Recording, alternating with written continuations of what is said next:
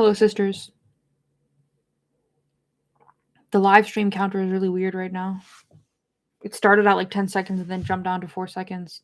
Strange. Okay, well, I'm just going to wait for some of you guys to show up before I start talking. This is going to be a really short discussion because, like, honestly, this topic is, like, so fucking huge. I don't know how to actually address it.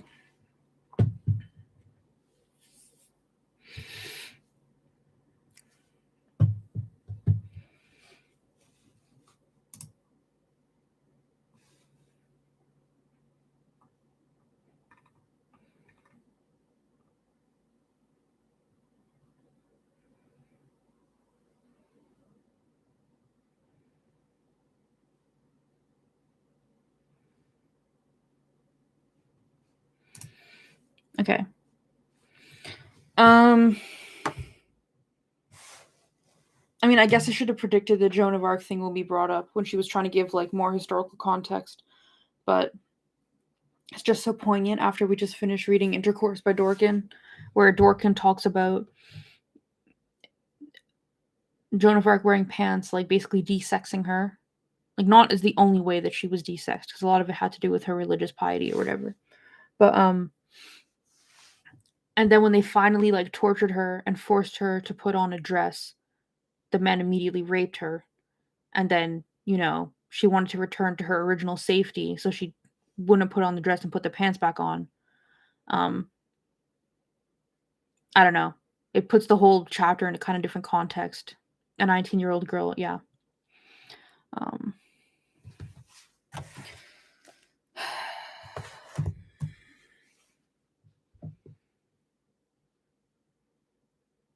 Oh yeah, Sabrina.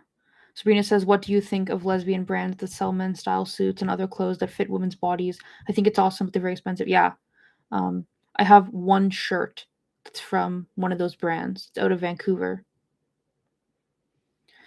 I mean, I think it's like speculation, Maple, but I think scholars who've studied it really in depthly basically see her after she put the dress on acting super traumatized, and they, like, you know, the supposition was that she was gang raped by the guards, which was like basically that's what you would expect of any woman put in a prison that was guarded exclusively by men. Because, like, in Intercourse by Dworkin, she mentions that during the Spanish Inquisition and whatever, and all of that religious crazy shit going on in France and Spain and whatever, they did have, like, prisons specifically for women that were, like, run by women, like, to keep the women, you know, pure or whatever.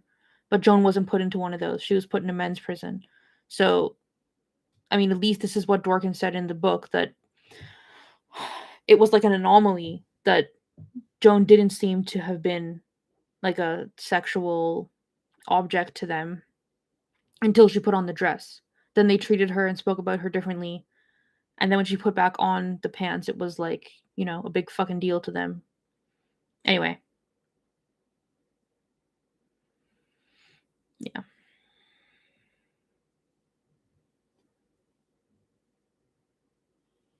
I wonder if I should try to get Momo. She probably won't stay here. Okay, anyway. Let's talk about the book a bit. So,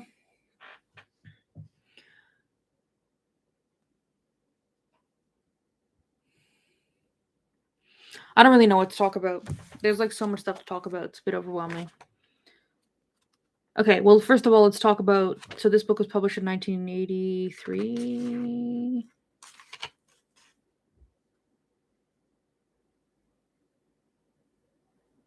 1984. Okay. She's talking about women who have to wear skirts to be seen as feminine. Women who, you know, dress codes that include wearing heels and skirts. Anung mentioned that up until the 80s, there was universities that mandated women, like, students, wore skirts. I think it's just so, like, with liberal feminism, with, like, oh, we have all the rights we need or whatever. I mean, honestly, I think the biggest factor in that is ignorance. Like, for example, custody rights and divorce rights in different states and different countries are actually not great for women still. But the fact that there are like any countries with good custody and divorce rights for women, they're just like, oh, it must be fine, you know. Anyway, uh,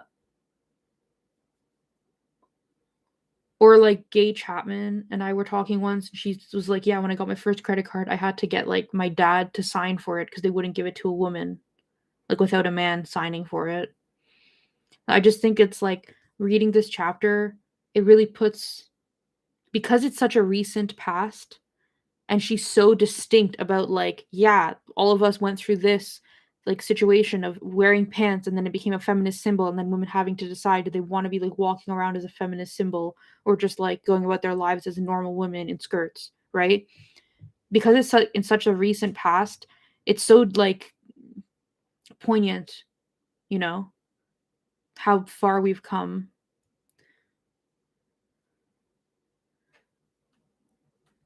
Like, it's also weird to me, like, I went to a Catholic school for high school, and we had kilts, but you didn't have to wear kilts. My school was actually kind of insane with the amount of, um, options we had for clothes, and I basically always wore the men's uniforms after, like, the age of 4 no, like, 16. It had to do with when we were gonna go buy the uniforms when I grew out of them. I think it was 16 that I grew out of, like, my first uniforms and had to go buy more. But, like, most of the Catholic schools in Toronto, because like Catholic schools in Canada and a lot of places, they're like a public school board, like it's publicly funded. There's like two school boards. There's like the Catholic one and then the regular public one. I don't know. It has to do with like the history of a lot of stuff in Canada. But a lot of the schools, they're now like banned kilts. Like you can't buy the kilts for their schools anymore because the girls keep hiking them up, and they've tried like a lot of stuff to stop this. Like they built shorts into the kilts. They put like special hemming on the edge that you can see, and if you like remove the hemming to shorten your skirt, you're not allowed to wear it to school anymore. They put special hemming on the top so that if you roll up your skirt, it's not like counted. They tried a lot of stuff to stop girls from shortening their skirts. It didn't stop them. So it's just weird to me, like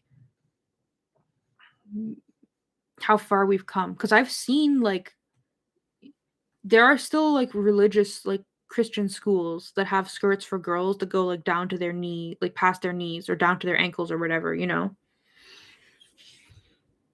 Anyway, Sabrina says I feel that way about leg shaving. I don't want it to be seen as this big political statement. Yeah, it took me, it's so strange like because when I stopped shaving my legs and my armpits, I was I was a tiff.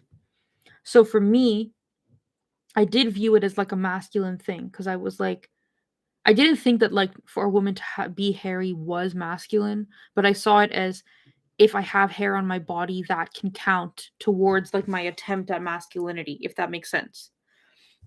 And then by the time I like re-identified as a woman, I had been doing it for so long and I was like comfortable like with all of the like gender role stuff that I was doing, whether it was like wearing all men's clothes or like not wearing any jewelry or makeup, like all of the like things that I could do that I did with regards to how I looked that could be categorized as like a fashion statement in either direction. I was comfortable with it. I wasn't going to change it. And then it became like, oh, this is now like a feminist symbol rather than a like a tick in the attempting to look male like list, you know? I don't know. Um no, in my school, and I think this is pretty common now. Uh, the girls had to like stand up and put their hands like straight down along their legs, and your skirt had to go past your fingertips, which is actually not that long. That's like 3/4 of the way down your thigh. Like when you first bought the kilts, they came like down to your knee, at least for my like the school uniforms in Toronto. Yeah, there actually was like a big issue. Where was it? Somewhere in Ontario. I think in Carleton, Ontario, like a year ago, there was like there okay, there was a high school that like didn't have air conditioning, or the air conditioning was broken or something. I mean, like, shocking. Publicly funded school doesn't have air conditioning. And there was like a major heat wave where it was like 30 degrees or something for like a week. And I think it was September. I think it was the beginning of the year. It might have been the end of the year, June, whatever. It was summer, okay? And there was a heat wave and they didn't have air conditioning. So the girls were wearing like tank tops and short shorts to school because they were like, everybody was fucking dying in class. And a bunch of the girls got sent home for wearing shorts that were too short. And the girls and the boys protested, like they walked out of class, I think. I don't remember all the details, but they protested like against the school, these high school students. And the police actually showed up and started like arresting people, like these high school students. It was a big fucking deal. And a lot of people were like, who's deciding how short the shorts are allowed to be, and how are they deciding that? And it was like the same thing of like the girls standing there like with their hands on their down their legs, and like teachers like measuring and stuff. I don't know. Yeah.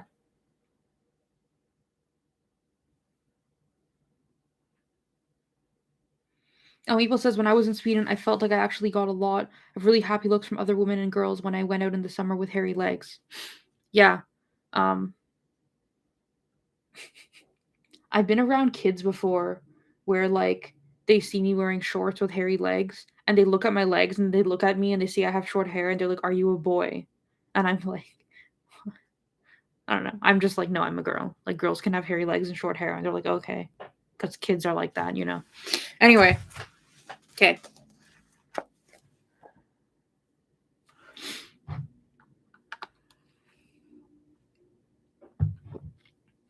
It's especially funny with kids that sometimes they're like, "Your hair is shorter than my dad's hair," and I'm like, "Yeah, okay." Like, I don't know what to say about that.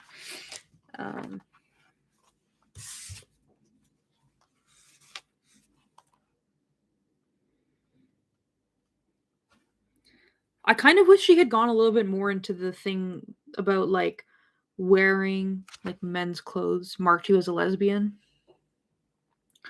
But she only really brought it up to like preface the idea of these like sexy Hollywood actresses who made pants like a heterosexual sex symbol thing. So that was okay, I guess. Um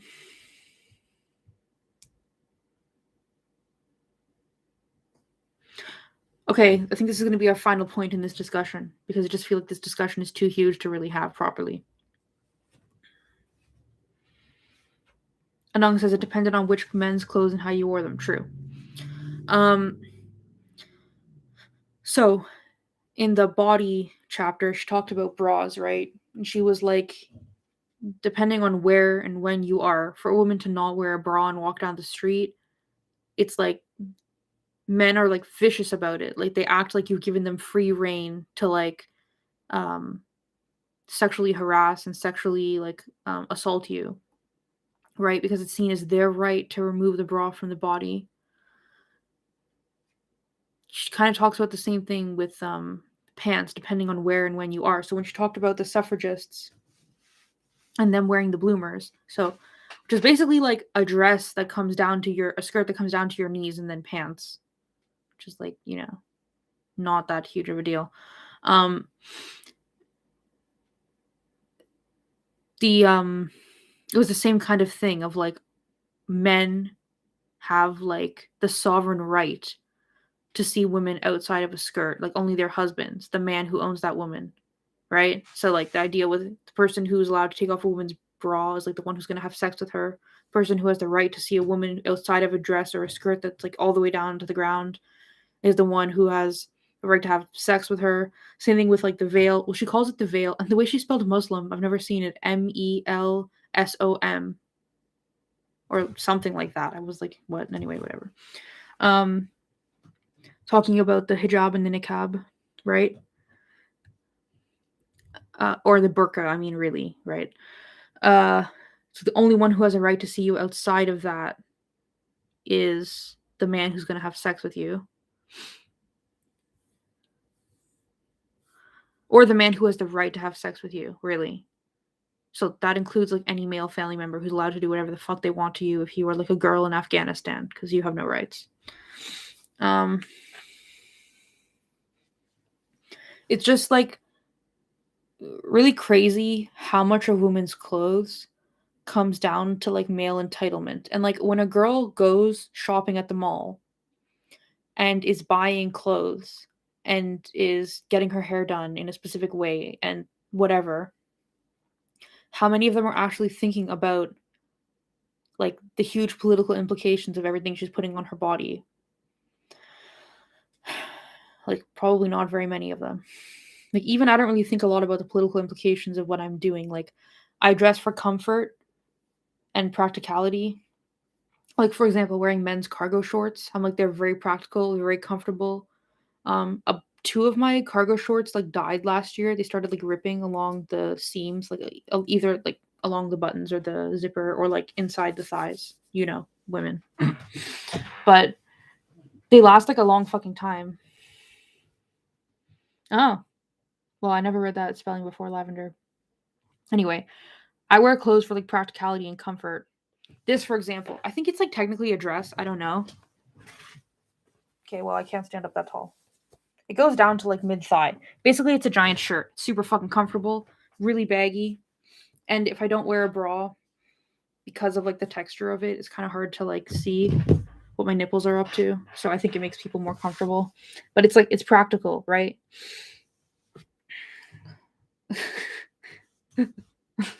Do love a big cotton dress thing. I actually regret so much. I think it was in different colors when I bought it. I should have bought like 5 of them in different colors because it's like my favorite thing.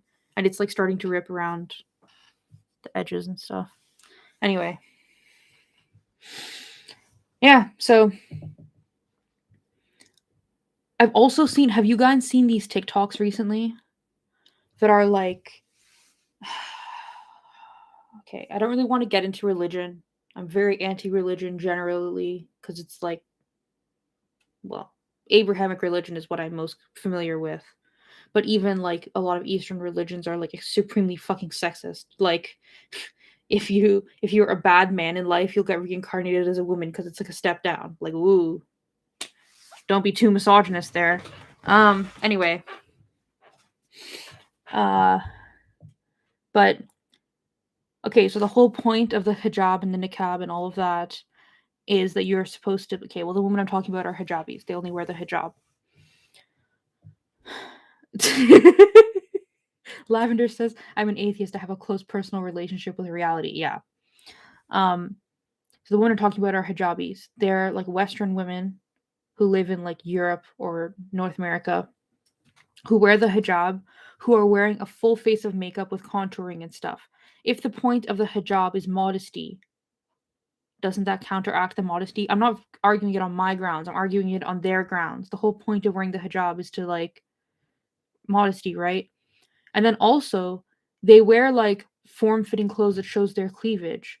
It's just I've talked about this before where there's like these religious practices. Like I see the same thing in a lot of Christian stuff where it's like they had to draw a line somewhere. So they were like, we want women, for example, Muslim women in the West, we want them to be able to contribute to the household. So we want them to go to university and get good jobs.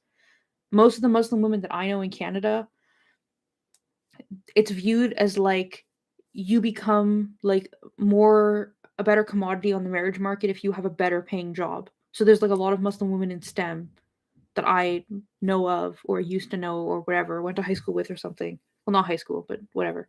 Knew when I was a teenager. Anyway, but like the line in the sand is like you are going to wear a hijab. So you can be like a modern woman in like almost every way except you're going to wear a hijab and you're going to follow like the marriage rules. My I have family where like when they were in my dad's generation, they didn't watch television. They only listened to the radio for news, not for music. Like it was very strict um in terms of like using electricity only for like practical purposes, not for pleasure, not for entertainment. That those things were seen as like what's the fucking word? You know what I'm talking about. They're basically Amish, okay? Now, in my generation, I have like cousins who are literally studying like video game design. But the line in the sand is that you're going to stay at home until you get married and you're going to marry like a good girl from the same religion as you. So it's just weird to me to see like these lines in the sand of religion. So the hijab is interesting to me from these Western Muslim women because that's the line in the sand. They're allowed to be modern in every way except this one very visible symbol of like submission. It's not really a symbol of submission. It's a symbol of male entitlement, right? Um.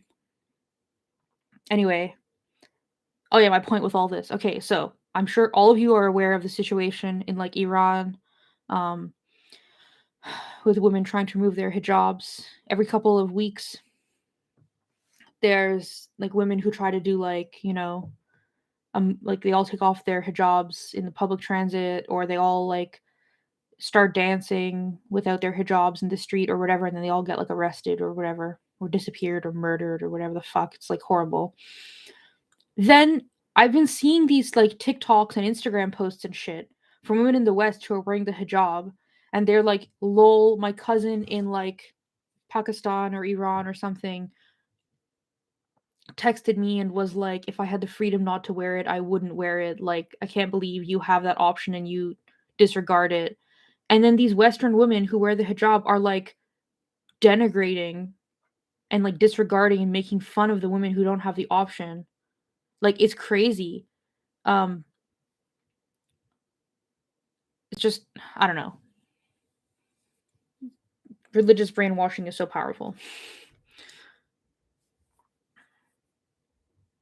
And it's kind of emblematic of like what I'm talking about with the book in general, that it's like in such the recent past that it's quite impactful how different it is.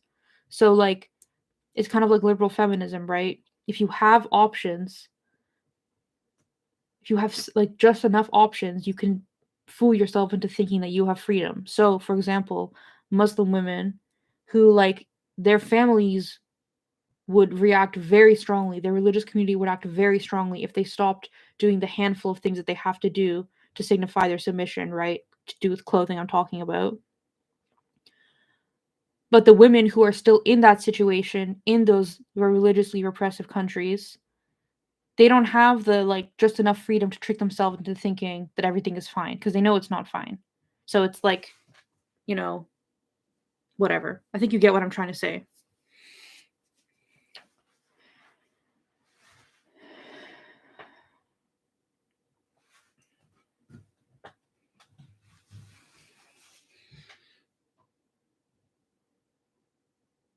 Yeah, I also don't understand. Sabrina says, I don't understand highly religious women who consider themselves feminists. Very contradictory. Yeah, me either. Like, that was weird to me too in the Disappearing L when she talked about like these feminist rabbis and stuff. Um, like at one point, she literally says a sentence that's like, a lot of radical feminists view like, or like lesbian feminists. I don't know which word she used, view the concept of like a female rabbi as actually being anti-feminist because you're like promoting women trying to gain liberation within like a male paradigm. She said something to that effect. And she basically was like, I think that's like a limited view or something. And I was like, no. I mean, I fucking agree with that. Because like you're basically like, I think women should have the right to worship this like male centric power at just as high as a level as other males. And I'm like, how does that help women? Anyway, I mean, if you get really, really into the nitty gritty, it's like if your rabbi is a woman and your husband is mistreating you, I'm pretty sure there's like more help for you, right? Than if your rabbi was a man. But at the end of the day, it's all like the same situation, really. Just slightly different. Okay. Yeah. I'm gonna talk about something else. I mean, let's skim through the chapter.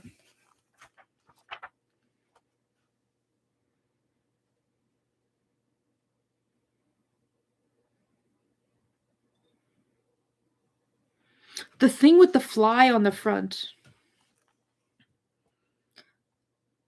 where she talks about how this guy asked her why she had a pair of jeans with a fly down the front.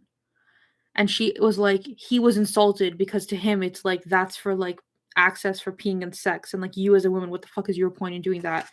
I've had, I think when I was a teenager or like a kid, I've definitely had one or two pairs of pants that zipped up on the side. And I always found them really strange because you can feel the difference in the sides of the pants, like which one has the zipper. And it's like pretty just awkward and strange. I found it. I mean, I guess if all my pants were like that, I would be used to it, but um I never really thought about it. It just seems practical. Like your hands generally do things in front of you, not beside or behind. I can't imagine having pants that zip down the back. What the fuck is that she talked about? Um yeah. There's a lot of stuff in fashion that like you never really think about. For example, like women's and men's dress shirts buttoning on the opposite sides. I find that strange. Um, Lavender says side zipper pants make it hard to use small public restrooms. Oh yeah, let's go back to the original. One of the first things she talked about. Depending on where you were in the 1800s, like what time period exactly in the 1800s, you either had like huge ass hoop skirts that made it like impossible to get around stairs, doorways, whatever, or you had really, really like confining skirts that went almost all the way down to your feet, like the confining aspect. So you couldn't really like open your legs to go upstairs. And it's like it makes sense to them because the purpose of a woman's clothing is to make her look pretty, and the purpose of a woman is to look pretty. And when she's not looking pretty and doing practical things, for example, having babies, having sex, breastfeeding, those things are done out of sight. So it doesn't matter how she looks when she's doing those things. Yeah. It's just crazy to me now. Like, at the end of the day, those women wore clothes like that because to not wear it would be like ostracized, right? There would be like a very steep social price to pay for not wearing. I mean, like, obviously, she talked about Susan B. Anthony and Perkins Gilman and Lacey, whatever her name. I don't know. She talked about like those 4 women who started wearing bloomers, right? The social price of not conforming was really high. Nowadays, I saw this video the other day that there were people like joking around. This woman was wearing like platform heels. So it had the shoes had like a 6-inch heel or something insane to start with, and then they were on platforms. This woman was like walking down like a hallway, and like every other step she was like falling over and like twisting her ankles. And I don't know. It's not my goal to like shame women for what they're doing. I just really fucking wish women would like think about why they're doing what they're doing. What is their goal? And is it accomplishing their goal?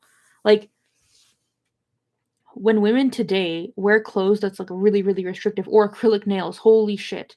Like she talks about it. She's like, all of these things, whether it's like acrylic nails, heels, whatever, it restricts your movement. And that's like femininity is to be like helpless and need help, right? Why are you making yourself helpless and needing help? Why are you like I think it was Maple who said like able-bodied women not being able to go up and down stairs because of the types of dresses they're wearing. Like yeah, like you're basically like your fashion is disabling your movement of your body. And it's like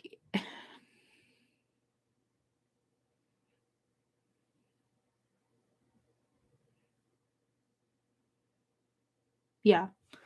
I don't know. So like the women who wear this kind of stuff and engage in this kind of fashion now, first of all, they spend so much money on it, like nails. The amount of money these women spend on them in their nails, the amount of time they spend in salons like every 2 weeks getting their nails redone, like completely removed, not to mention the toxic fumes, is insane to me. So unhygienic and unsanitary, yeah. But it's like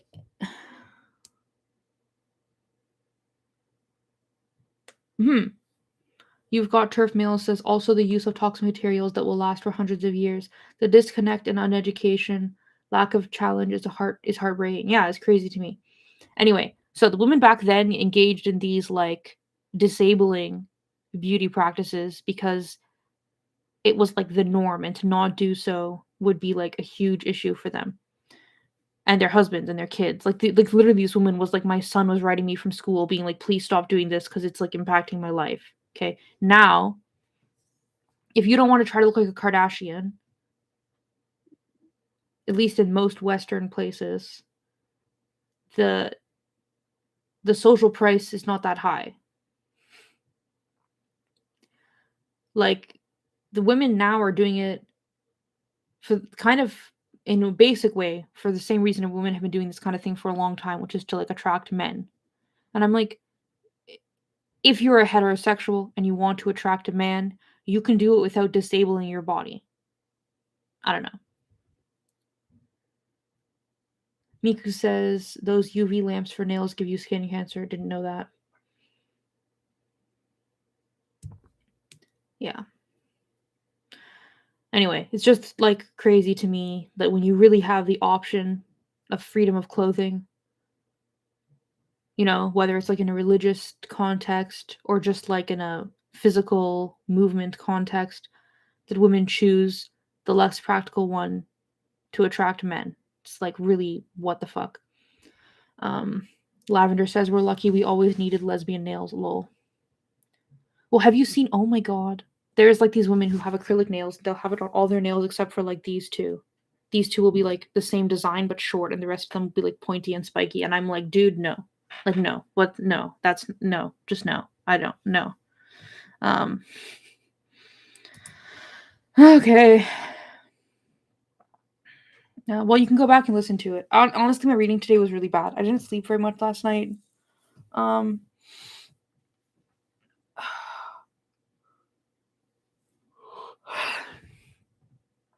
I didn't sleep very much last night, and I knew I was really tired. I pushed back this reading by half an hour. I should have just pushed it to tomorrow. But yeah. Oh, actually, while we're here, 1 second. I'm gonna check something.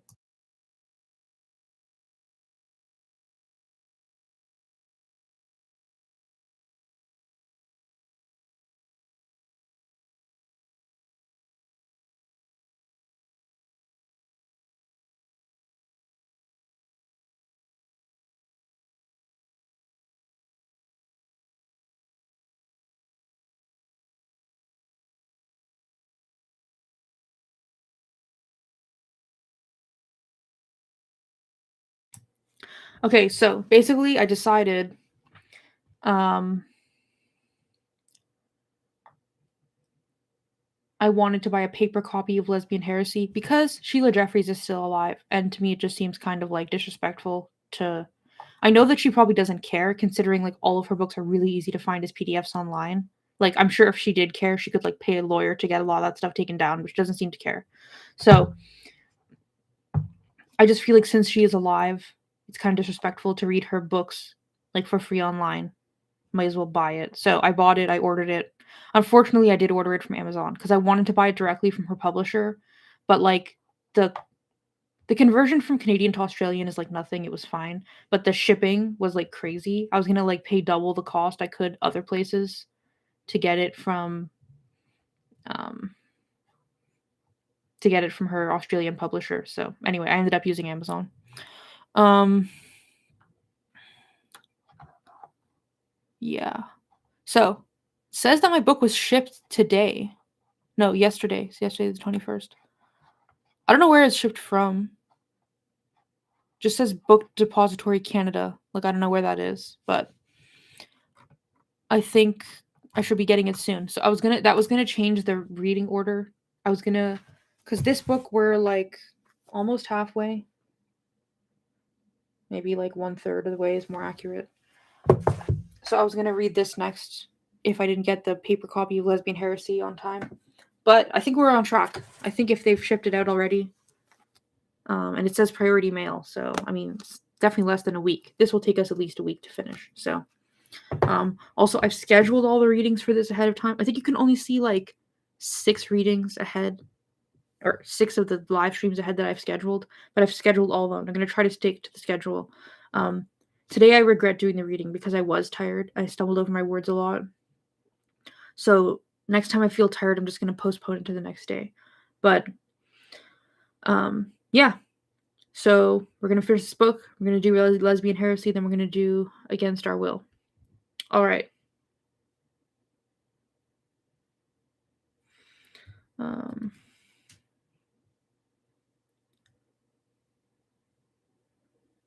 Oh, well, I'm glad you enjoyed it, Maple. All right. I'm gonna let you guys go. I will see you. I think tomorrow we have a reading at 1:30. And again, I reserve the right to like postpone it. Oh, Momo. Okay, give me a second. I work. Tomorrow I work like at 5:30 a.m. So depending on how early I get to sleep tonight, I might postpone tomorrow's reading. But I also think tomorrow's reading is only half of a chapter. So then in that case, it might be like fine. Anyway, let me get Momo. 1 second. Push.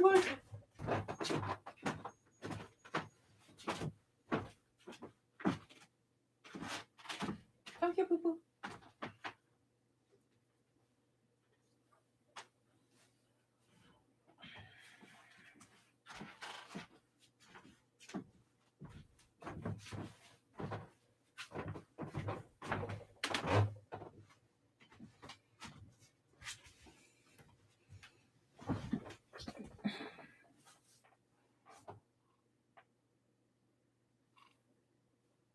Can you hear the purse?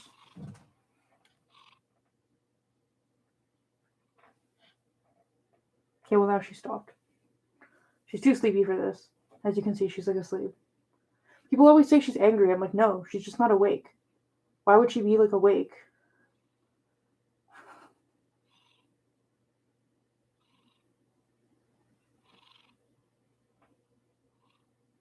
Okay.